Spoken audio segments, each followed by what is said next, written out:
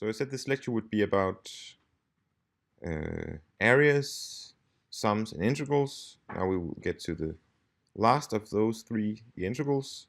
So what does that have to do with areas? Well, basically, an integral is an area of a sort, right?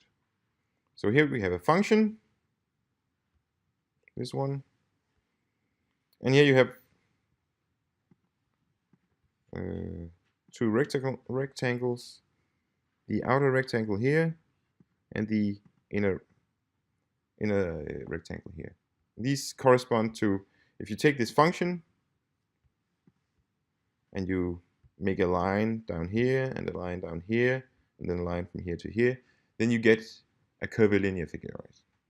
So you can find the area of this by making polygons that approximate this. So in this case, we will try doing it with rectangles or several rectangles. So where does this lower rectangle come from? Well, it's basically just we find the lowest value of the function in this interval, and then we make this rectangle here. Here we have found the highest value of the function in the rectangle, and then we made a circumscribed polygon.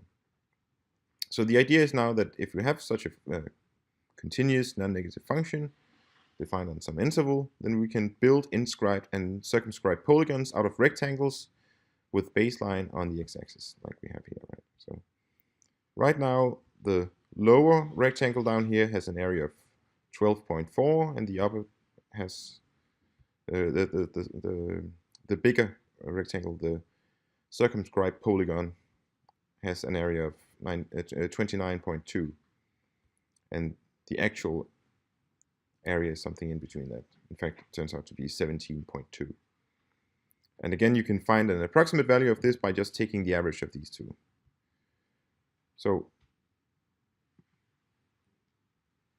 what happens if we increase the number of rectangles? Well, clearly this number will grow, right, and this number will decrease. So what are these numbers?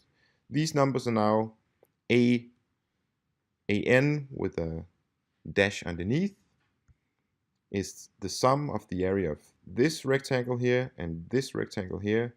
So basically we have just split our interval into two equally sized rectangles, and then we have found an inscribed polygon by composing these two rectangles here.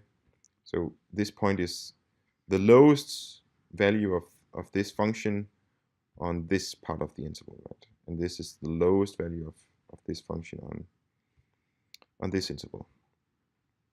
So this combining these two rectangles gives us an inscribed polygon.